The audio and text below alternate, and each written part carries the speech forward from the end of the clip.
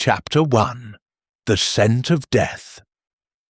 The village of St. Mary Mead slumbered under a quilt of stars, its thatched cottages and winding lanes wrapped in the stillness of a late autumn night in 1933.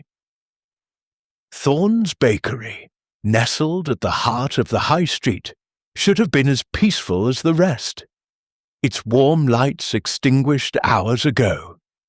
Yet, at the stroke of midnight, a scream shattered the silence, sharp and fleeting, like a shard of glass dropped on cobblestone. By dawn, the village buzzed with a grim discovery. Alfred Thorne, the beloved baker, lay dead amid his flour-dusted counters, his life snuffed out as abruptly as a candle. Miss Jane Marple, seated in her modest sitting-room at Danemead Cottage, sipped her morning tea when the news arrived. Her maid, Florence, burst in, cheeks flushed from her dash across the village. "Oh, Miss Marple, it's dreadful! Mr. Thorne's been murdered. Found him in the bakery, they did, with pastries all smashed and blood on the floor." Miss Marple set her teacup down, her pale blue eyes sharpening behind her spectacles. "Murdered, you say? Dear me, how very shocking! Tell me, Florence, what exactly did they find?" Florence, eager to share, leaned forward. "P.C. Harris says he was struck on the head, right there by the bread oven. There's a note, too, crumpled up near his hand, but no one's read it yet. The whole village is in a tizzy." "A note," Miss Marple murmured, her fingers smoothing the lace doily on her table. "How curious! I think, Florence, I shall take a walk to the High Street. The air will do me good, and one does hear such interesting things in times like these." By mid-morning, Miss Marple arrived at Thorne's bakery, her black shawl draped neatly over her shoulders. A small crowd had gathered, their whispers mingling with the scent of yeast and burnt sugar that still clung to the air. The bakery's cheerful façade, whitewashed walls, and a sign boasting Thorne's finest breads, seemed at odds with the grim scene within. Constable Harris, a young man with a nervous habit of tugging his collar, stood guard at the door. "Good morning, Constable," Miss Marple said, her voice gentle but firm. "Such a tragedy for poor Mr. Thorne. Might an old lady take a peek inside? I shan't touch a thing, of course." P.C. Harris hesitated, then nodded. "Just a quick look, Miss Marple. The inspector's coming from Much Benham soon, and he'll want the scene untouched." Inside, the bakery was a tableau of chaos frozen in time. Shattered pastries littered the counter, their sugary glaze smeared across the oak surface. A heavy rolling pin lay, discarded, near the bread oven, its handle stained with a dark, ominous smear. Alfred Thorne's body had been covered with a sheet, but his outstretched hand was visible, fingers curled as if reaching for something just out of grasp. Beside it, a crumpled piece of paper caught Miss Marple's eye. She leaned closer, careful not to disturb the scene, and squinted at the note. The ink was smudged, but she could make out fragments. "You knew! Betrayed! Midnight!" The words were jagged, written in haste, and the paper bore the faint scent of lavender. Miss Marple straightened, her mind already turning over the details like a skein of wool. "Poor man," she said softly, though her gaze lingered on the broken loaf of rye bread near the body, its crust split unevenly, as if torn in anger. "Who found him, Constable?" "Tom, the apprentice," Harris replied. "Came in early to stoke the ovens and found Mr. Thorne just as you see. Boy's shaken, says he heard nothing last night." Miss Marple nodded, her eyes drifting to the shelves of neatly stacked flour sacks, one slightly askew. "And the door, was it locked?" "Forced open, it seems. Harris said. "The lock's splintered, but no one saw a soul about at midnight." "Midnight," Miss Marple echoed, her voice thoughtful. "A peculiar hour for a baker to be at work, don't you think?" As she stepped back into the crisp morning air, the crowd parted, their murmurs trailing her like leaves in the wind. Mrs. Bantry, her friend from the vicarage, hurried over, her hat slightly askew. "Jane, isn't it awful? Alfred Thorne, of all people! Who'd want to harm a man who baked the best scones in the county?" Miss Marple smiled faintly, her mind elsewhere. "People, Dolly, are not always what they seem. Even the best scones can hide a bitter crumb." As she walked back to Danemid Cottage, Miss Marple's thoughts turned to the note, the lavender scent, and the broken loaf. Alfred Thorne's death was no random act, she was certain. Someone in St. Mary Mead had a secret worth killing for, and she intended to find it. Before we move on, Detective, where in the world are you solving mysteries with us? Drop your location in the comments.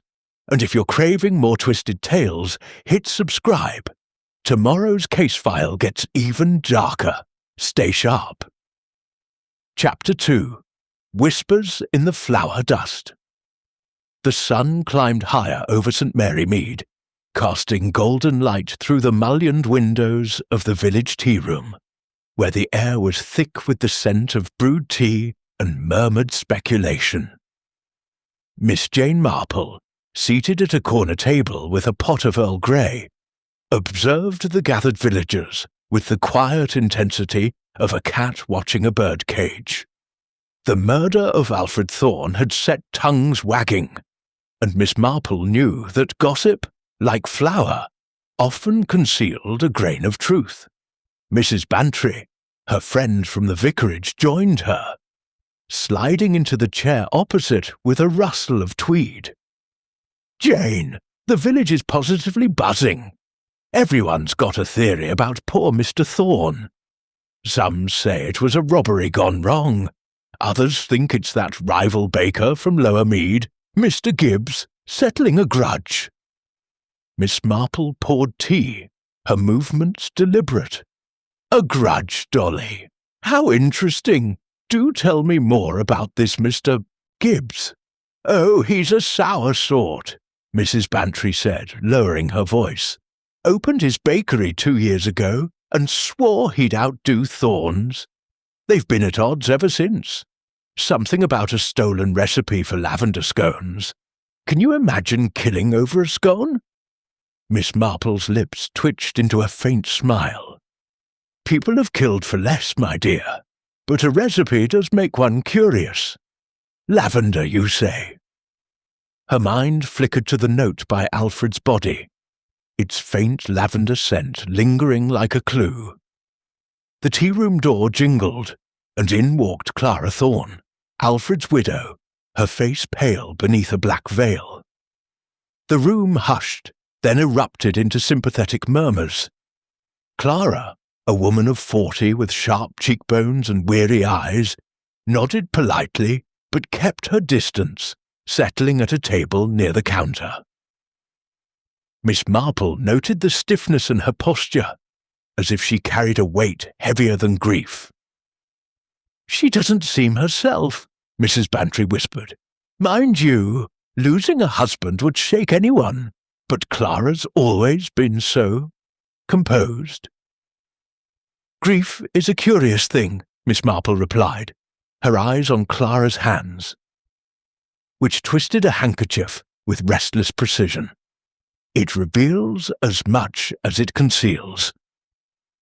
As the tea-room chatter resumed, Miss Marple caught snippets of conversation.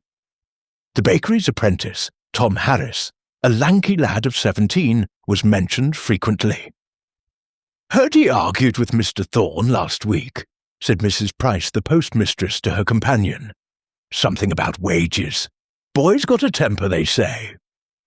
Miss Marple sipped her tea, filing the detail away. She also overheard talk of Emily Finch, the bakery's assistant, a quiet young woman who'd been seen leaving the shop late the night before the murder. "Always so secretive," muttered old Mr. Pye, stirring his tea with a clink. "Bet she knows more than she lets on." The door jingled again, admitting Reverend Clement, who paused to exchange words with Clara. Miss Marple watched closely. The Reverend's face was kind, but Clara's response was curt, her voice low and sharp. "No, Reverend, I don't need your prayers just now. I need answers." Miss Marple's gaze drifted to the tea-room counter, where a tray of Thorne's lavender scones sat, untouched since the morning's delivery. She rose, excusing herself to Mrs. Bantry, and approached the counter, where young Betty, the tea-room girl, was polishing glasses. "Betty, dear," Miss Marple said, her tone as warm as a hearth fire, "these scones look delightful. Were they from Mr. Thorne's last batch?" Betty nodded, her eyes wide. "Yes, Miss Marple. Delivered just yesterday. No one's touched them since, well, you know, feels wrong somehow." "Quite understandable," Miss Marple said, peering at the scones. Their golden surfaces were dusted with sugar, but one caught her eye. A faint smudge of ink on its edge, barely noticeable. "Tell me, Betty, did you see anyone at the bakery late last night? Perhaps delivering these?" Betty hesitated, then leaned closer. "I shouldn't say, but I saw Emily Finch locking up near 11. Looked nervous, she did. Kept glancing over her shoulder." Miss Marple thanked her and returned to her table, her mind turning over the pieces. Clara's guarded demeanour, Tom's argument, Emily's late-night presence, and that curious ink-stained scone. The lavender scent from the note lingered in her thoughts, tying the clues together like a thread through a needle. As she finished her tea, Mrs. Bantry leaned in. "Jane, you've got that look. What are you thinking?" Miss Marple smiled, her eyes bright with quiet purpose. "I'm thinking, Dolly, that a bakery is a place of creation, but also of secrets. And secrets like dough have a way of rising when you least expect." Chapter 3. The Broken Loaf. The late afternoon sun cast long shadows across St. Mary Mead, gilding the cobblestones as Miss Jane Marple made her way back to Thorne's bakery. The crowd had thinned, but a sombre air clung to the high street, as if the village itself mourned Alfred Thorne's passing. Miss Marple's mind, however, was fixed on the crumpled note found by the body, its jagged words and lavender scent hinting at a deeper story. She intended to learn more, and the bakery, she felt, held answers in its flour-dusted corners. Constable Harris was still at the door, looking harried as he waved away a curious passer-by. "Miss Marple," he said, touching his cap, "back again. Inspector's due any minute, so mind you don't linger." "Only a moment, Constable," she replied, her voice soft but purposeful. "An old lady's curiosity, you know." She stepped inside, her eyes sweeping the scene anew. The covered body of Alfred Thorne had been removed, but the shattered pastries, the blood-streaked rolling pin, and the broken loaf of rye bread remained, untouched by the police's cursory search. Miss Marple knelt by the counter, her knees protesting only slightly, and examined the loaf. Its crust was torn, not sliced, as if ripped in a moment of rage. Nearby, the crumpled note had been collected as evidence, but she recalled its words. "You knew, betrayed, midnight." The ink was smudged, the paper cheap, but that lavender scent nagged at her memory. She glanced at the flour sacks, noting again the one askew, its stitching frayed as if tampered with. Footsteps interrupted her thoughts. Clara Thorne entered, her black veil lifted to reveal eyes red from crying, or perhaps something else. "Miss Marple," she said, her voice tight, "what are you doing here? This is no place for idle visits." Miss Marple rose, brushing flour from her gloves. "My dear Mrs. Thorne, I only wish to offer my condolences, and perhaps to understand what happened to poor Alfred. Such a tragedy." Clara's lips pressed into a thin line. "A tragedy, yes, but I don't need pity. I need to know who did this." Her fingers clutched a small silver locket at her throat. A nervous gesture Miss Marple noted. "Of course," Miss Marple said gently. "It must be dreadful, managing the bakery now, with Alfred gone. Did he often work so late, at midnight?" Clara hesitated, her eyes flickering to the bread oven. "Sometimes. He was particular about his recipes. Liked to experiment alone, after hours."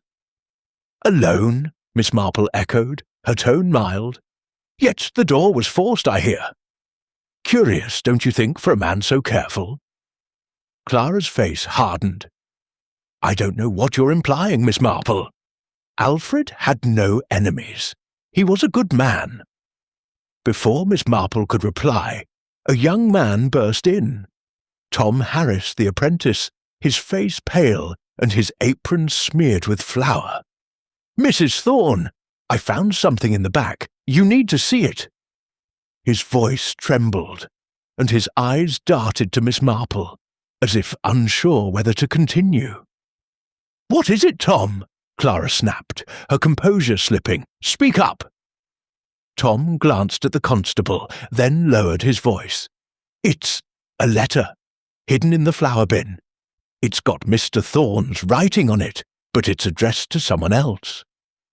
Miss Marple's interest sharpened, though her expression remained serene. "A letter, you say? How very intriguing. May we see it, Tom?" Constable Harris stepped forward, frowning. "Now, lad, you shouldn't be touching things. Hand it over." Tom produced a folded paper, its edges dusted with flour. Harris unfolded it, revealing Alfred's neat script. "To E.F., we must settle this tonight. You know what you've done. Meet me at midnight." "E.F.," Miss Marple murmured, her mind racing. Emily Finch, the bakery's assistant, sprang to mind. "Constable, might I suggest you speak with Miss Finch? She was seen here late last night, I believe." Clara's head jerked up. "Emily, that mouse of a girl? She wouldn't hurt a fly." "People surprise us, Mrs. Thorne," Miss Marple said softly. "Even the quiet ones." As Harris tucked the letter into his pocket, promising to show the inspector, Miss Marple's gaze lingered on Clara. The widow's hands trembled slightly, and the locket at her throat gleamed, a small, ornate thing, out of place with her mourning attire. Miss Marple filed the detail away, along with the torn loaf and the flour sack's frayed stitching. Stepping back into the fading light, she felt the weight of the mystery deepen. Alfred Thorne's death was no simple crime of passion. The note, the letter, the lavender scent, they pointed to a betrayal rooted in the past, and Miss Marple was determined to uncover it, one crumb at a time. Chapter 4. Tea and Suspicion. The vicarage drawing-room glowed with the soft warmth of a November afternoon, its chintz curtains framing a view of St. Mary Mead's frost-kissed gardens. The weekly tea, hosted by Mrs. Clement, was a cherished ritual, but today the clink of china teacups was underscored by a hum of unease. Alfred Thorne's murder hung over the gathering like a storm cloud, and Miss Jane Marple, seated near the fireplace with a shawl draped over her shoulders, listened intently to the village's pulse. Mrs. Bantry, ever the eager gossip, leaned toward Miss Marple, her voice a conspiratorial whisper. "Jane, You should have heard Mrs. Price at the post office this morning. She swears Mr. Gibbs from Lower Mead was seen lurking near Thorne's bakery the night of the murder. Lurking, mind you. Miss Marple's needles clicked rhythmically as she knitted, her eyes scanning the room. Mr. Gibbs, the rival baker. That's intriguing, Dolly. Rivalries can turn bitter, especially over something as personal as a recipe. Across the room, Clara Thorne sat rigid, her black morning dress stark against the pastel cushions. She sipped her tea with mechanical precision, ignoring the sympathetic glances of the other ladies. Beside her, Emily Finch, the bakery's assistant, fidgeted with her teaspoon, her mousy brown hair falling over her downcast eyes. Miss Marple noted the tension between the two women, a subtle distance, as if each guarded a secret. Mrs. Clement, the vicar's wife, approached Clara with a plate of scones. Mrs. Thorne, do try one. They're not as fine as your husband's, of course, but we must keep up our strength. Clara's smile was tight. Thank you, but I've no appetite. Her gaze flicked to Emily, who flinched under the scrutiny. Some of us carry on as if nothing's happened. Emily's cheeks flushed, and she murmured, I'm only trying to help Mrs. Thorne. The bakery. It's what Mr. Thorne would have wanted. Would he? Clara's voice was sharp, drawing eyes from around the room. You were always so keen to please him, Emily. Late nights, always hovering. What were you really after? The room fell silent. Teacups paused mid-air. Miss Marple's needles stilled, her attention fixed on Emily's trembling hands. The girl's voice was barely audible. I only did my job, Mrs. Thorne, I swear it. Mrs. Bantry, sensing the tension, interjected brightly. Now, let's not get carried away, Jane. You've been awfully quiet. What do you make of all this? Miss Marple set her knitting down, her expression serene. Oh, I'm just an old spinster, Dolly, but I do find people's words revealing. For instance, I heard Mr. Gibbs once accused Alfred of stealing his lavender scone recipe. Such accusations can fester, don't you think? Mrs. Price, the postmistress, couldn't resist. Oh, yes, Gibbs was furious 2 years ago when Thorne's scones won the county fair. Said it was his recipe, but Alfred denied it. Nearly came to blows at the Red Lion. Clara's cup rattled in its saucer. Nonsense! Alfred's recipe was his own. Gibbs is a jealous fool, always stirring trouble. Mrs. Eguteau. Marple's eyes softened, but her mind was sharp. Jealousy is a powerful motive, Mrs. Thorne, but so is betrayal. That note found by poor Alfred, you knew, betrayed, it suggests someone felt deeply wronged. Clara's face paled, and she stood abruptly. I won't sit here and listen to this. My husband's dead, and you're all picking at his memory like vultures. She swept out, leaving a stunned silence. Emily rose to follow, but hesitated, her eyes meeting Miss Marple's. I wouldn't hurt him, she whispered, then hurried after Clara. Mrs. Bantry raised an eyebrow. Well, Jane, that was dramatic. Do you think Clara suspects Emily? Miss Marple resumed her knitting, her needles clicking like a metronome. I think, Dolly, that Clara suspects many things, but she's not telling us all she knows. And Emily, poor girl, knows more than she's letting on to. As the tea party dispersed, Miss Marple lingered, her gaze settling on a tray of lavender scones brought from the bakery before the murder. She recalled the ink-stained scone from the tea-room, and the lavender-scented note by Alfred's body.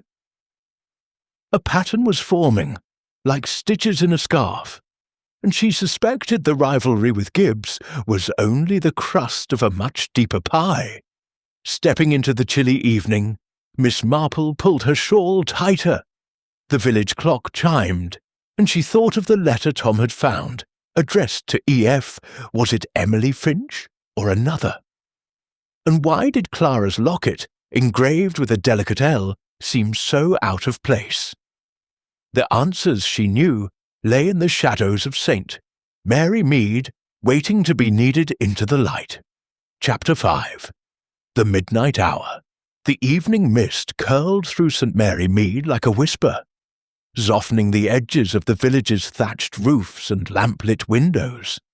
Miss Jane Marple sat in her parlour at Danemid Cottage, a cup of chamomile tea cooling beside her as she pored over her notes. The cryptic letter to E.F., the lavender-scented note, and Clara Thorne's guarded demeanour formed a puzzle that refused to settle.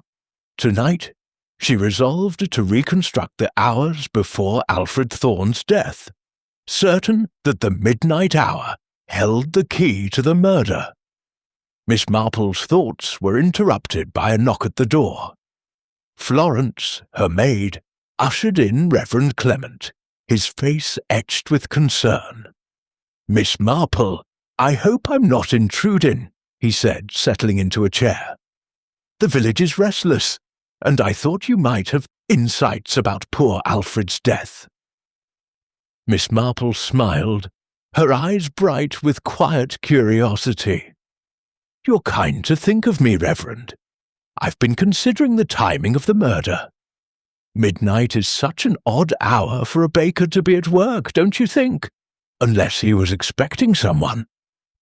The Reverend nodded, his fingers tracing the edge of his collar. "Alfred was a private man, but I recall him mentioning a meeting once, years ago, at that very hour. Something about settling an old debt. He was vague, and I didn't press." "An old debt," Miss Marple murmured, her mind snagging on the word. "How intriguing! Do you remember when this was?" "Oh, about 10 years back," Reverend Clement said. "Around the time of that dreadful business with the Linton family. You remember, surely? The scandal that drove them from the village." Miss Marple's needles, lying idle in her lap, seemed to quiver with her thoughts. The Linton scandal of 1923 was a dark chapter in St. Mary Mead's history. Margaret Linton, a baker's daughter, had been jilted by her fiancé, a local merchant, who vanished with her family's savings. The Lintons left in disgrace, and the village whispered of betrayal for years. Could Alfred Thorne, then a young baker, have been entangled in it? "Margaret Linton," Miss Marple said softly. "Her father worked at the old bakery before Alfred took it over. I wonder, did she ever return?" The Reverend shook his head. "Not that I know, but her brother Lawrence was seen in Lower Mead some years ago. A troubled soul, they say." Miss Marple filed the name away, her mind circling back to the letter Tom had found. "To E.F., we must settle this tonight." The initials didn't match Lawrence or Margaret, but the word betrayed from the crumpled note echoed the old scandal. She resolved to visit the bakery again, to see if the past had left traces in its flour-dusted corners.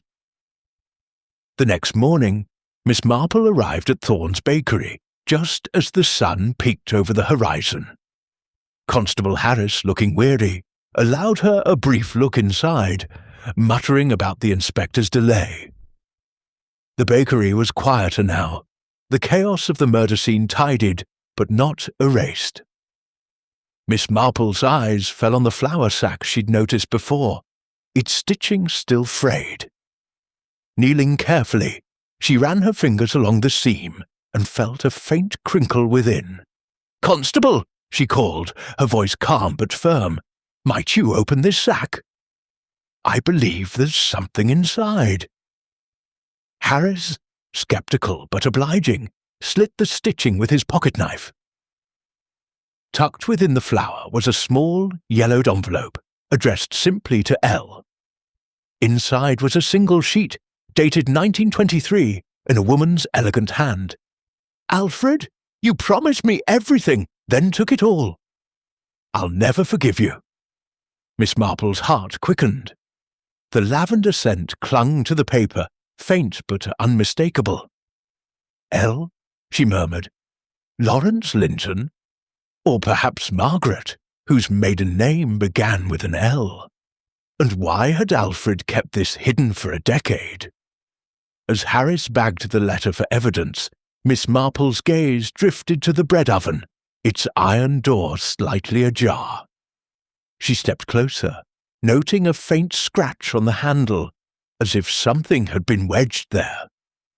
"Curious," she said to herself. "A baker's oven is a place of transformation, but also of concealment."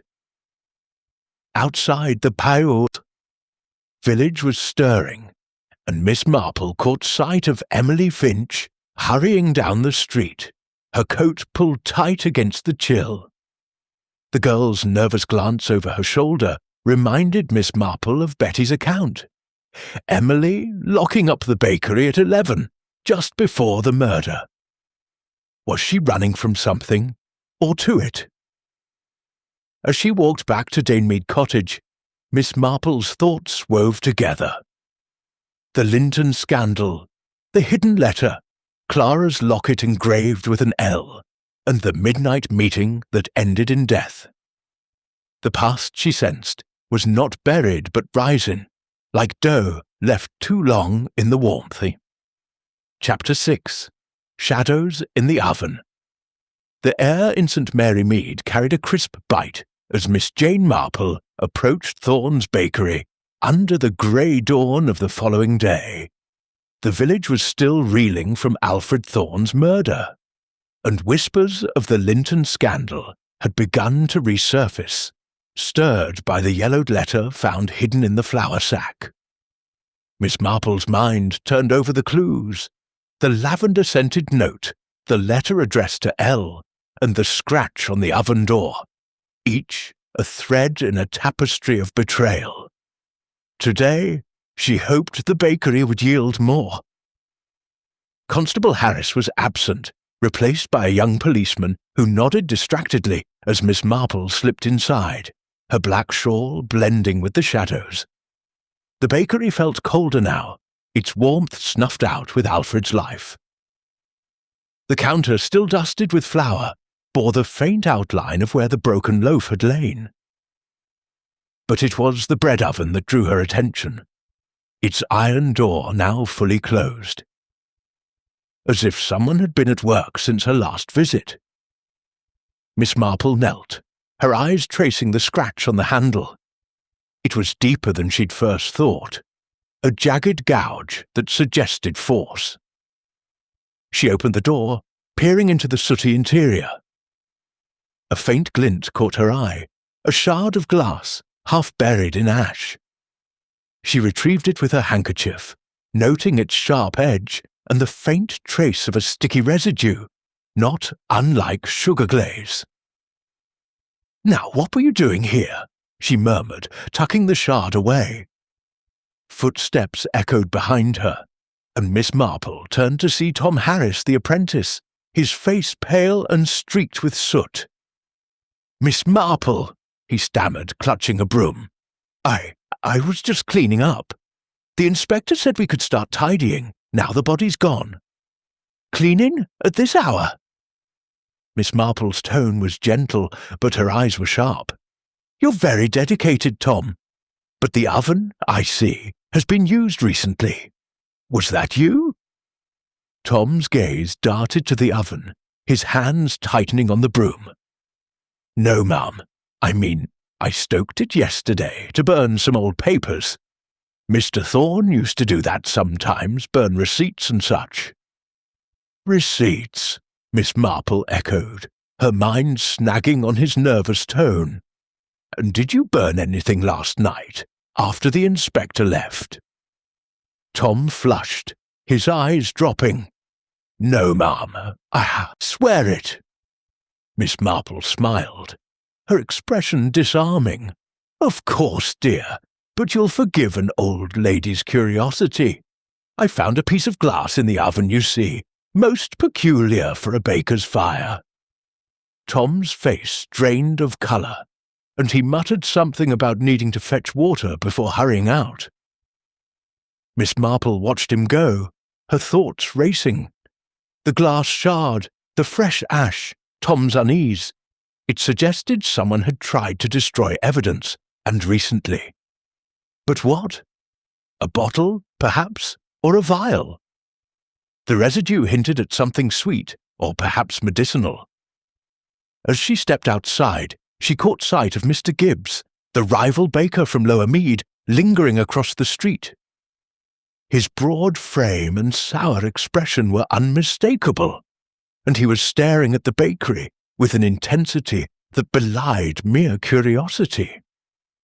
Miss Marple approached, her steps slow and deliberate.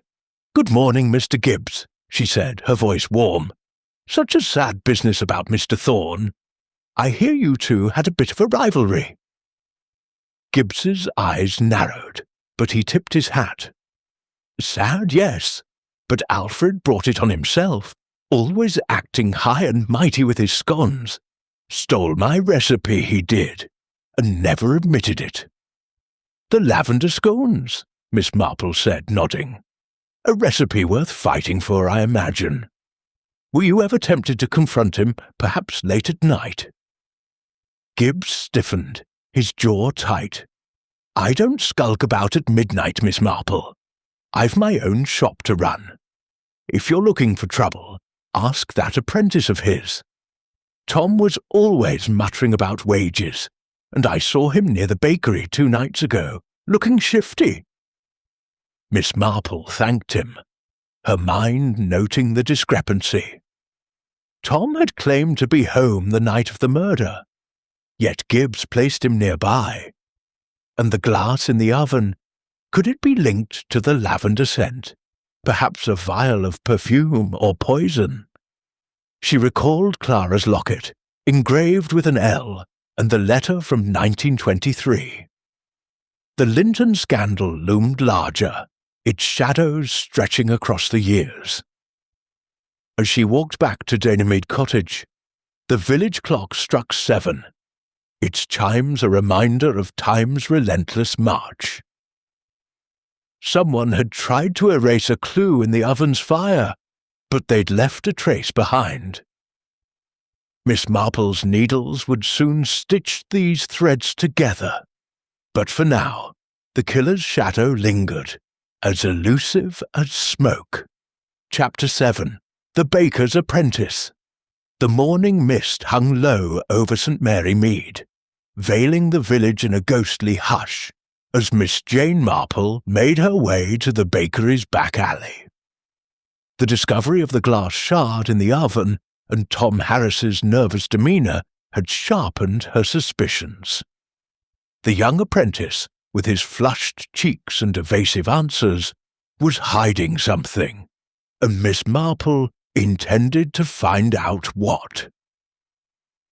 The Linton scandal and the lavender-scented clues swirled in her mind. But Tom, she sensed, held a piece of the puzzle. She found him behind the bakery, sweeping, the cobbles with a vigour that seemed more anxious than diligent. His apron was smudged with flour, and his eyes darted up as she approached, her black umbrella shielding her from the drizzle.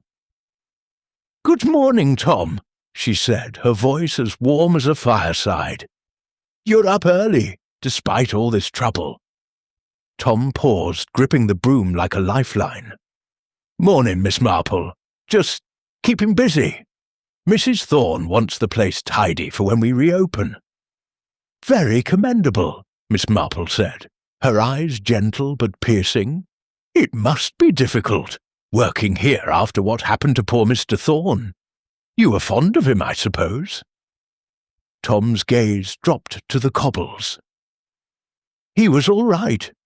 Taught me a lot about baking, but he could be hard. Always on about perfection, never satisfied." Miss Marple nodded. settling onto a wooden crate as if for a cosy chat. "Young men often find masters demanding. I heard you argued with him recently about wages." Tom's face reddened, and he swept harder, sending a cloud of dust into the air. "Who told you that?" "It was nothing, just a row. I wanted a bit more pay is all." He said no, and I let it go. "Of course," Miss Marple said, her tone soothing. "But you were seen near the bakery 2 nights before the murder, Tom. Not at home, as you told the constable. Perhaps you remembered something from that night." Tom froze, his knuckles white on the broom. For a moment he seemed poised to bolt, but Miss Marple's steady gaze held him. I wasn't doing anything wrong," he stammered. "I came to fetch my cap, left it in the back, but I saw Mr. Thorne through the window, talking to someone. A man in the shadows. Couldn't see his face, but they were arguing, loud enough to hear through the glass." "Arguing?" Miss Marple's needles, tucked in her bag, seemed to click in her mind. "What about, Tom?" "Money," he said, his voice low. "Mr. Thorne said something like, 'You'll get nothing more from me.' The other man laughed, bitter-like, and said, 'You'll regret this.' Then I scarpered before they saw me." Miss Marple's eyes narrowed slightly. "And you didn't tell Constable Harris? That's a serious thing to keep quiet, Tom." "I was scared," Tom burst out, his voice cracking. "Mr. Thorne was good to me, mostly, but he had secrets. I found papers once, in his desk, orders for flour and sugar, but the numbers didn't add up, like he was paying for more than we used." Miss Marple's heart quickened, though her face remained serene. "Papers, you say? Did you see who they were from?" "Some company in Lower Mead," Tom said, wiping his brow. "Gibbs and Sons, I think. I didn't tell anyone, 'cause Mr. Thorne caught me looking and got mad. Said it was none of my business." "Gibbs and Sons," Miss Marple repeated, her mind weaving the thread into the tapestry. Mr. Gibbs, the rival baker, had accused Alfred of stealing his recipe, but this suggested a deeper connection, perhaps financial. And the shadowy man Tom overheard, could it be Gibbs, or someone tied to the Linton scandal? She rose, patting Tom's arm. "You've done right to tell me, Tom. Secrets, like bread, don't keep well when left too long." As she left the alley, Miss Marple glanced at the bakery's back door, its lock still splintered from the night of the murder. The glass shard, the hidden letter to L, and now Tom's memory of an argument pointed to a web of deceit. She recalled Clara's locket, engraved with an L, and the 1923 letter accusing Alfred of betrayal. Had Alfred been entangled with the Lintons, or was there another L in St. Mary Mead? The drizzle thickened as she walked home, her umbrella bobbing like a blackbird's wing. The village clock chimed, and Miss Marple knew the hour was nearing when the truth would rise, like dough in a warm oven. But first, she needed to learn more about those papers. And the man in the shadows.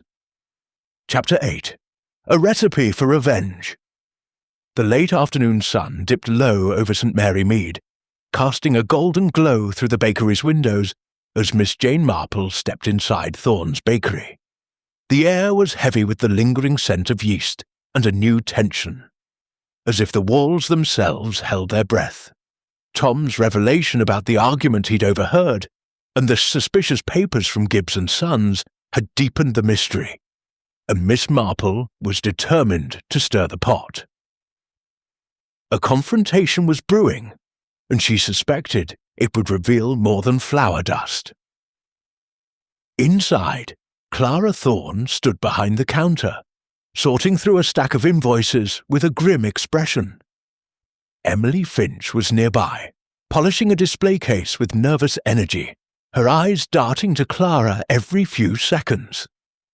The bakery was closed to customers, but the door creaked open as Mr. Gibbs, the rival baker from Lower Mead, strode in, his face flushed with indignation.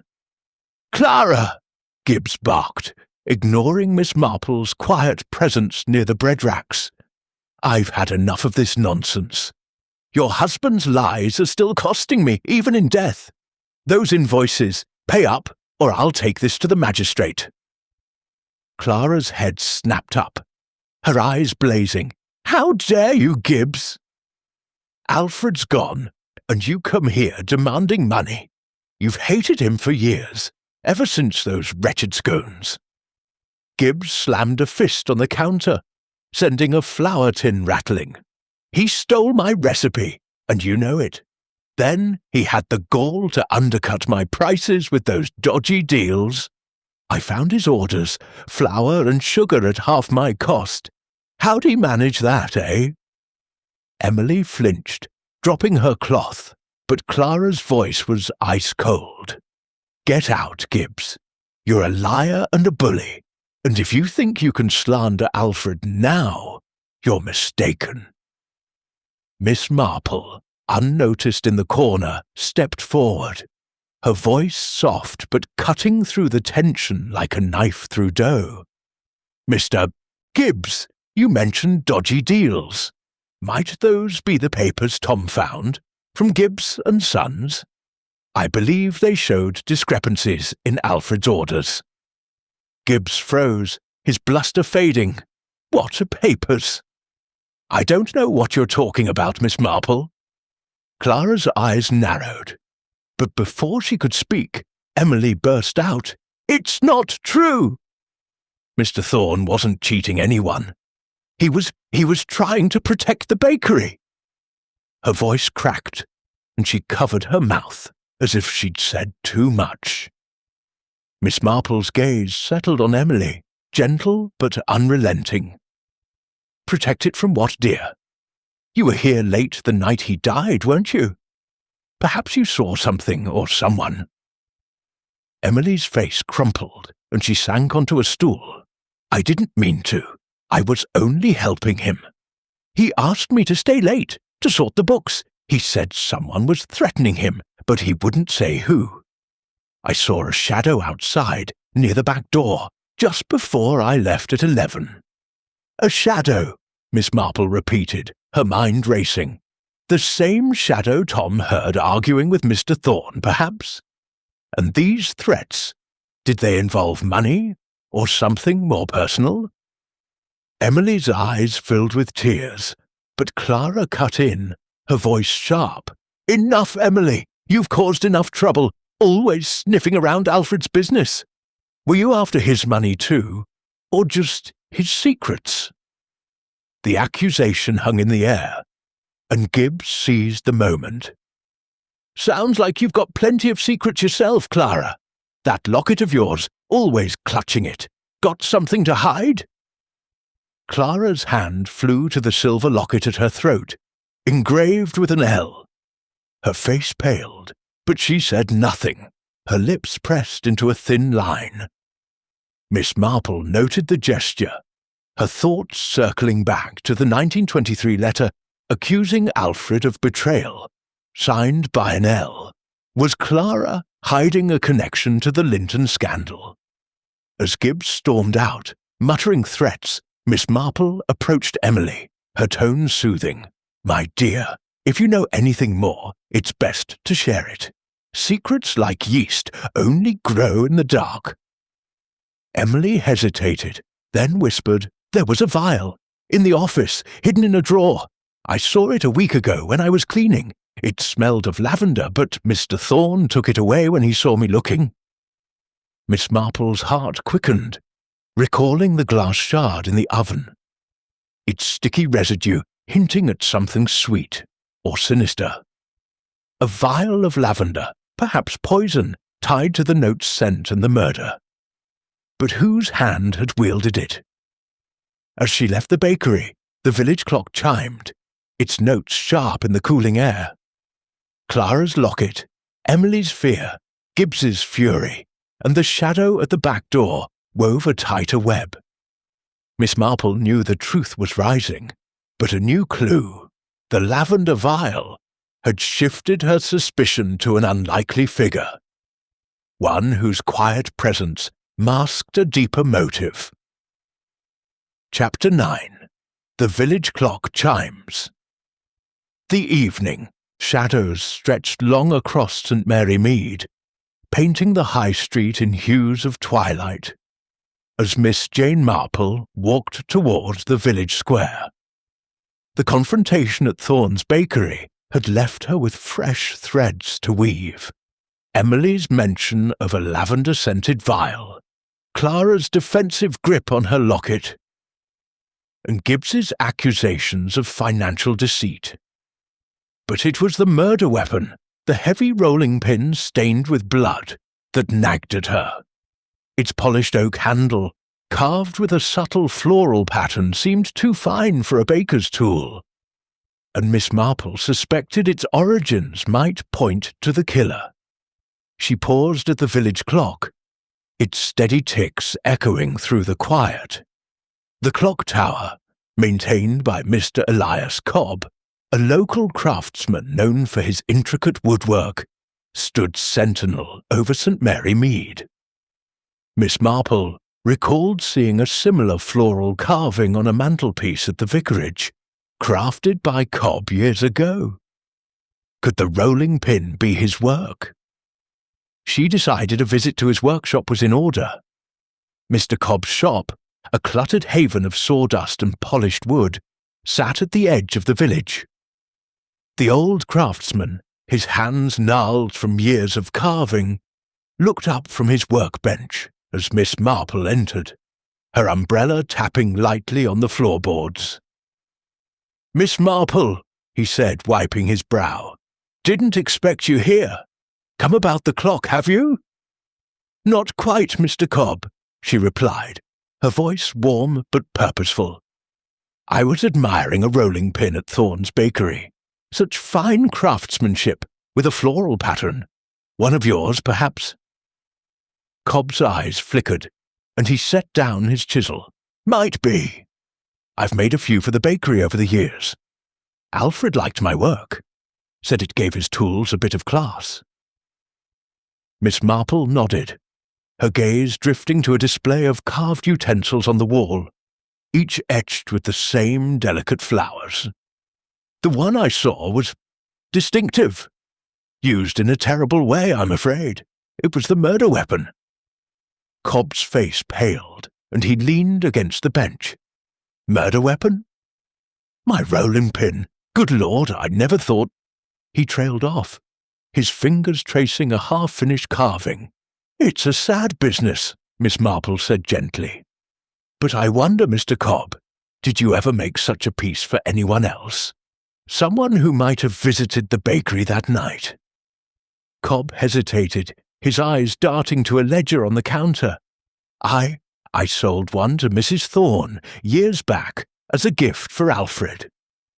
But I also made one for a customer in Lower Mead, Mr. Gibbs, I think, about 2 years ago. He wanted it for his shop, said it'd show Thorne up." Miss Marple's mind quickened, weaving Gibbs's rivalry into the pattern. "And did you see either of them recently, perhaps with any unusual requests?" Cobb rubbed his neck, uneasy. "Clara came by last week, asking if I could repair a locket. Silver, with an L on it. Said it was loose, but I didn't think much of it. She was in a hurry, kept looking out the window." Miss Marple's heart skipped, recalling Clara's locket and its connection to the letter signed "A locket," she murmured. "How curious. And Mr. Gibbs? Any visits from him?"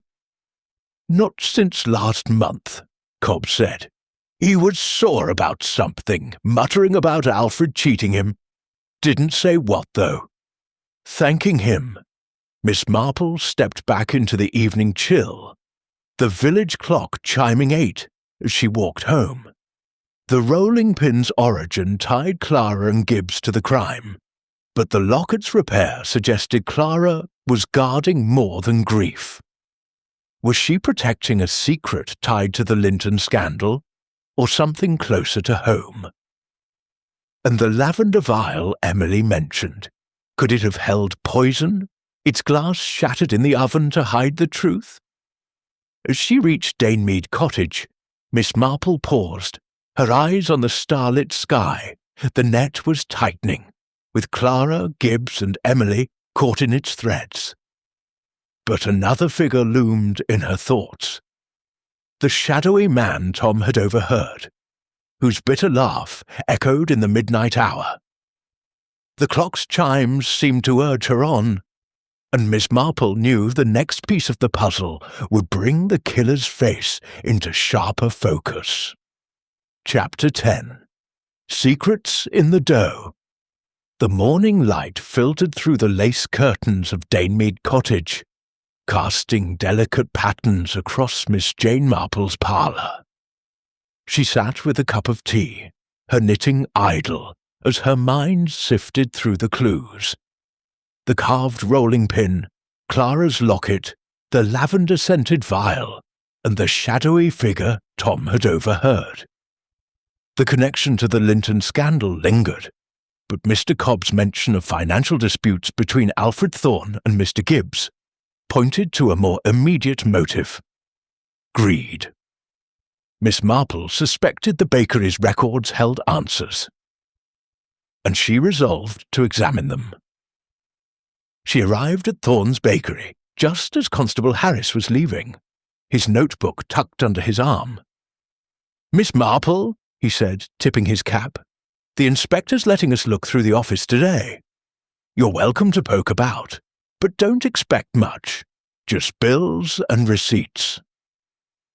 "Even bills can tell a story, Constable," Miss Marple replied, her eyes twinkling.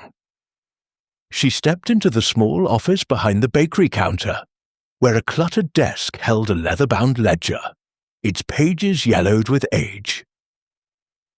Clara Thorne was absent, but Emily Finch hovered nearby, her hands twisting nervously as she sorted bread tins. "Miss Finch," Miss Marple said gently, "might you help an old lady with these records?" "My eyes aren't what they used to be." Emily hesitated, then nodded, pulling the ledger closer. "It's mostly orders and expenses, Miss Marple. Mr. Thorne was particular about keeping things straight." Miss Marple opened the ledger, her fingers tracing rows of neat figures. At first, the entries seemed mundane. Flour from Gibbs and Sons, sugar from a supplier in much Benham. But as she turned to older pages, dated 2 years back, she noticed irregularities, payments to Gibbs and Sons far exceeding the quantities of flour delivered. One entry, marked Special Order, listed a sum of £50 with no corresponding goods, only the initials LTLT, Miss Marple murmured, her mind flashing to Lawrence Linton, Margaret's brother from the old scandal. Or could it be another? She glanced at Emily, who was watching her closely. "Miss Finch, did Mr. Thorne ever mention these large payments? They seem unusual." Emily's face paled, and she bit her lip. I saw him writing in the ledger late sometimes. He'd get cross if I asked about it. Said it was for old debts, nothing to do with the bakery." "Old debts," Miss Marple echoed, her thoughts circling back to Reverend Clement's mention of Alfred's cryptic meeting years ago. She flipped to a more recent page, finding a note in Alfred's hand. "LT demands more. Must end this at midnight." The date matched the night of the murder. Miss Marple's heart quickened, though her expression remained serene. "Thank you, Emily. You've been most helpful." She closed the ledger, but not before noticing a faint smudge of lavender scent on its cover, as if someone had handled it with perfumed hands. As she left the office, she caught sight of Clara entering the bakery, her locket gleaming at her throat. "Miss Marple," Clara said sharply, What are you doing with my husband's things?" "Only trying to understand, Mrs. Thorne," Miss Marple replied, her tone mild. "The ledger shows some curious payments. To LT, I believe. Does that mean anything to you?" Clara's hand flew to her locket, her face tightening.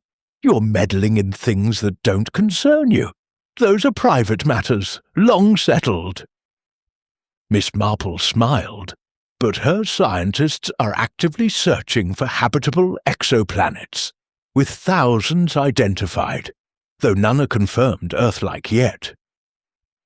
Kepler and TESS missions have found candidates like Kepler, 452b, 1,400 light-years away, with potential for liquid water, but distance and data limitations hinder confirmation. Posts on X reflect public fascination, often exaggerating claims of second Earths. Definitive evidence awaits advanced telescopes like the James Webb or future missions. Eyes were sharp. Private matters have a way of becoming public when murder is involved, my dear. As she stepped into the crisp morning, Miss Marple's mind wove the threads together. The ledger's irregularities, the initials LT, the lavender scent, and Clara's locket, engraved with an L. Was Clara herself LT, or was it Lawrence Linton, seeking repayment for a past wrong? The financial trail pointed to greed, but the lavender vial and the 1923 letter hinted at a deeper deception, perhaps tied to the Linton scandal's lingering wounds. The village clock chimed, its notes, a reminder that time was kneading the truth closer to the surface. Miss Marple knew the next step would be to confront the past, and the person who had tried to bury it in the bakery's shadows. Chapter 11. The Final Batch. The air in St. Mary Mead was taut with anticipation. As twilight settled over the village, the sky a bruised purple above Thorne's bakery. Miss Jane Marple had spent the day arranging a gathering, ostensibly to discuss the bakery's future, but her true purpose was sharper: to set a trap for Alfred Thorne's killer. The ledger's irregularities, the lavender-scented vial, Clara's locket, and the Linton scandal had woven a tight web, and she sensed the killer was close to stumbling. Tonight, in the bakery's flour-dusted heart, she would need the truth into the open. The bakery's front room glowed with lamplight, its counters cleared of debris, but still bearing the ghosts of the murder. Scratches on the wood, a faint stain near the oven. Miss Marple had invited the key players: Clara Thorne, Emily Finch, Tom Harris, Mr. Gibbs, and, at her insistence, Mr. Elias Cobb, the craftsman. Constable Harris stood by the door, his presence official but unobtrusive, while Mrs. Bantry, ever eager for drama, hovered as a neutral observer. Miss Marple stood near the bread oven, her shawl draped neatly over her shoulders, her eyes bright with quiet authority. "Thank you all for coming," she began, her voice gentle but clear. "Poor Mr. Thorne's death has left many questions, and I believe we can settle some tonight. It's a matter of ingredients, you might say, mixed in the wrong proportions." Clara, her locket glinting, folded her arms. "This is absurd, Miss Marple. What do you hope to achieve, dragging us here?" "Only clarity, Mrs. Thorne," Miss Marple replied, her gaze sweeping the room. "Let's start with the night of the murder. Alfred was killed at midnight, struck with a rolling pin carved by Mr. Cobb. A fine piece, wasn't it, Mr. Cobb?" Cobb shifted uncomfortably, his gnarled hands fidgeting. "Aye, I made it for Alfred years ago. Never thought it'd be used like that." Miss Marple nodded. "Yet it was, and near it a note. You knew, betrayed, midnight, a note scented with lavender, much like the vial Emily saw in Alfred's desk. She turned to Emily, whose face paled. "You said Alfred took it away when you noticed it, didn't you?" Emily nodded, her voice a whisper. "Yes, but I didn't know what it was for. I swear I didn't touch it." Gibbs snorted, his broad frame looming. "Likely story. You were always skulking about, girl. And Alfred was cheating me, with those fake orders in his ledger. I'd wager you helped him." "Enough, Gibbs," Clara snapped, her eyes flashing. "You've been after Alfred's business for years. You were seen near the bakery that night. Don't deny it." Miss Marple raised a hand, her voice calm. "Mr. Gibbs did have a grievance, but so did others. Tom, you overheard Alfred arguing with a man about money, didn't you? And the ledger showed payments to LT, large sums tied to no goods." Tom swallowed, his eyes darting to Clara. "I told you, Miss Marple. I didn't see who it was. Just heard them through the window." Miss Marple's gaze settled on Clara, soft but unrelenting. "Mrs. Thorne, your locket bears an L, and we found a letter from 1923 accusing Alfred of betrayal, signed L. The ledger mentions LT, your initials, Clara Linton Thorne. Were you paying off an old debt, or was someone else?" Clara's hand clutched the locket, her face ashen. "You're wrong. I loved Alfred. I'd never hurt him."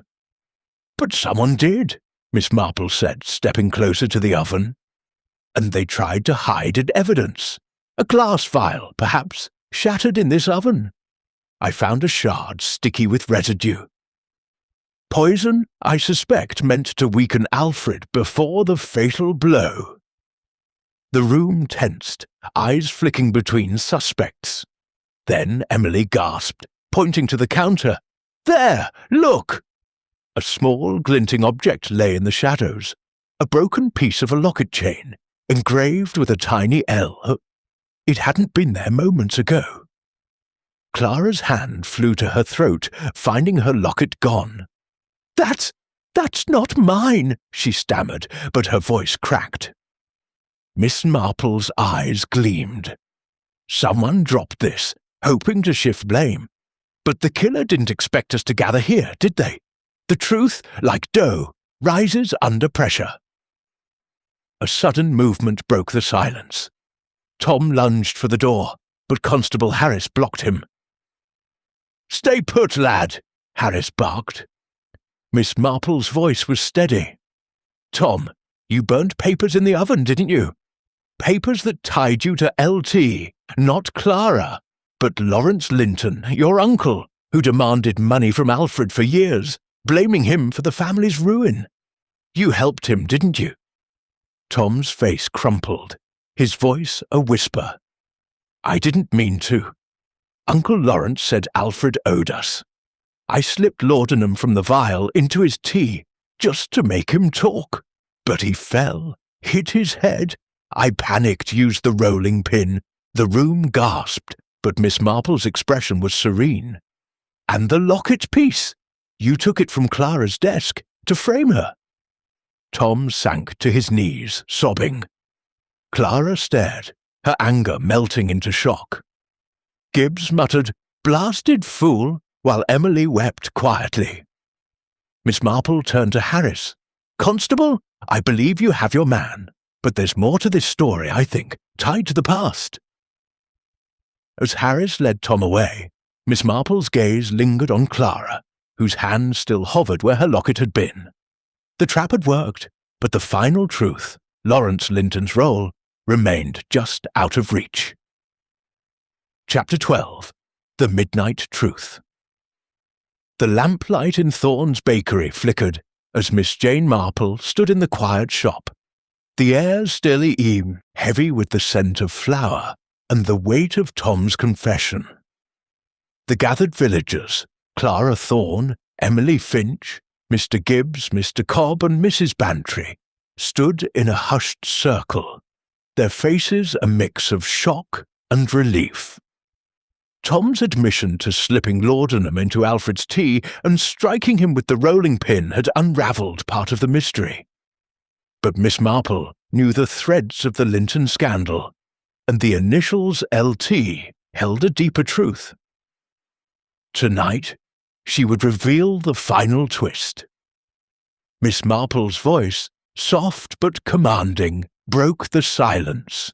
Tom's actions were desperate, but they were not his alone.